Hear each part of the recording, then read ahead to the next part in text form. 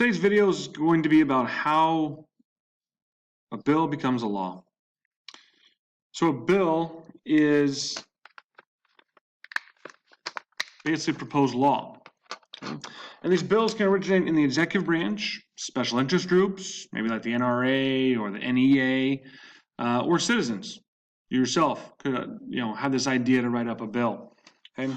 Only a member of Congress can actually introduce it into the House or the Senate, but you can have the idea and send it to a legislator and they could help you and so on and so forth. If the bill deals with revenue or money, it must originate in the House. All other bills can go in either chamber. They can begin. So again, a bill is a proposed law. A public bill is for an entire nation. A private bill would be maybe for certain people, maybe such as the Indian Removal Act in the 1880s. That might be a time when you have a private bill. Resolutions, then, these are matters that concern only one house. They usually deal with the rules of that house. A joint resolution is temporary, very unusual for a joint resolution. When passed, they do have the force of law. They're very similar to bills. Concurrent resolutions, this is where both houses might have a common concern of both houses. This is where they're going to maybe state a position or opinion. It's not a law. A rider is an addition to a bill, sometimes unrelated. So these members attached to a bill, usually to important bills, in order to ensure passage. It forces the president to accept the entire bill with the rider or reject the bill if they don't like the rider that goes on with it. There's calendars and rules that are placed for these bills. So when a bill comes in, it must be placed on a calendar and given a schedule. It would then go to the hopper in the House or would go to the presiding officer in the Senate. Again, only a member of Congress can actually introduce a bill into Congress. A person or the people who introduce the bill are called the sponsors. So it's the bill's sponsors. A bill, when it is introduced into the House or Senate, is given a title and a number. For example, H.R. 3901 would mean that this is the 3,901st bill introduced into the House of Representatives this session. And that number remains with the bill always. Pigeonhole. This means that the bill doesn't get out of committee to the floor. Okay, so once again, these bills are brought into the House or Senate, and they don't go right to vote. They end up going to committee to be discussed and determined, and then those committees will then decide if the bill should go to the entire floor of the House or Senate to be voted on. If it doesn't, then that means they got pigeonholed. So there are some rules on debate in the House of Representatives. Again, the House has 435 members. That's a lot of people in there. So they limit the debate to 1 hour per member. So again, you're discussing this bill, and in the House, you're only given 1 hour to debate this. And to have a vote on a bill, you have to have a quorum. Again, a quorum is 1 over half. That quorum number is 218 in the House. Again, if you have 435 members, half of that is 217 plus 1 to get your quorum is 218.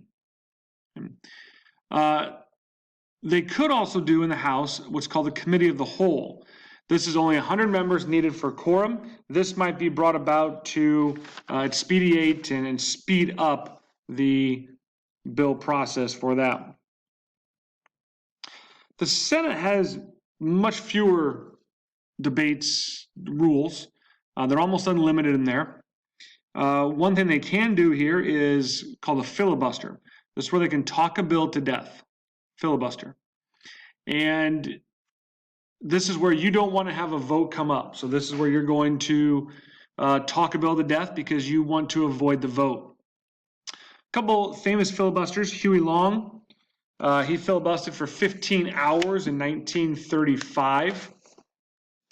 And Strom Thurmond filibustered for 24 hours during the Civil Rights discussion there. Again, when they do this, they don't have to talk about the bill. They don't talk about government. They can read out of a recipe book. They can read out of a phone book. In fact, that's what Huey Long did, is he read out of the Washington telephone directory. He also gave his other senators his recipes as well. Strom Thurmond was again in the Civil Rights Act in 1957, and he was the only one trying to do this, but again, you're just trying to talk a bill to death. How does it end? Well, they do have a limit. A limit on this debate on the filibuster is called a cloture rule. Okay, so the cloture rule limits the filibuster. I'm not too worried about you knowing exactly what the cloture rule is specifically. I just want you to know that it does check the filibuster. But here's how a cloture rule would work.